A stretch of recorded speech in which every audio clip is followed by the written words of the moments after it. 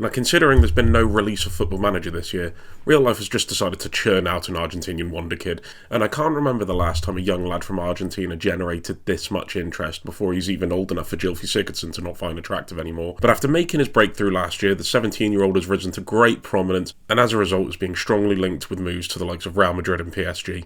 You know, the biggest club in football ever and the current champions of Europe. It's not bad going, and it just adds to the football manageriness of it.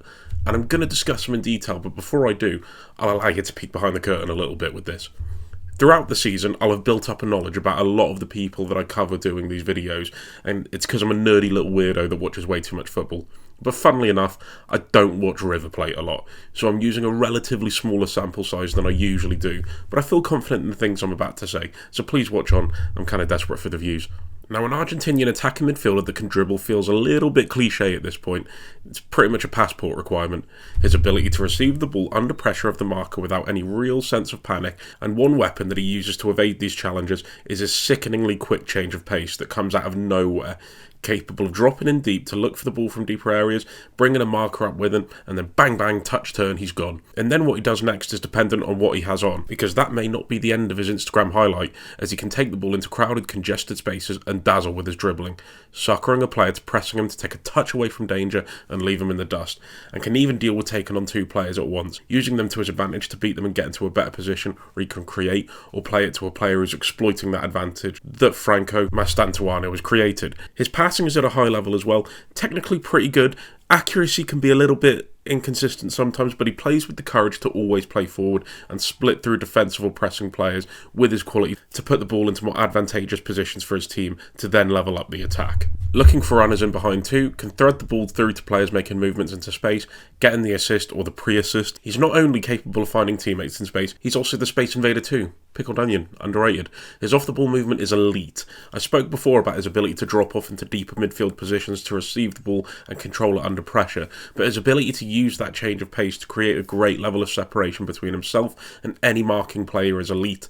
It's so hard for a defender to read, and then to have to react to as well, and it gives Mastantuono the space he needs to progress the ball.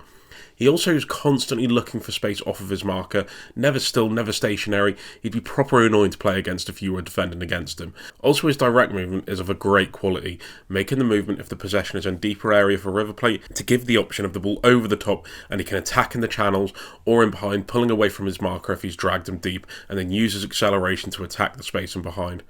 Also may not even be him. He may make these movements and then create space for his teammates to run into, especially the wider player on his side, as he typically comes inside to the right attacking midfield position. Also got the subtle movements of a top striker. If River Plate are attacking quickly and someone else is taking the role of the creator, or if they're driving with the ball from deep, then he will time his movements excellently to receive it in behind that defensive line, attacking any gaps that exist between defenders to receive a through ball of any kind. And he's also got a lovely ability to create separation between himself and his marker to maybe receive it to a feet and then attack a defender one-on-one directly and either get a shot away or play it to a player in a greater position.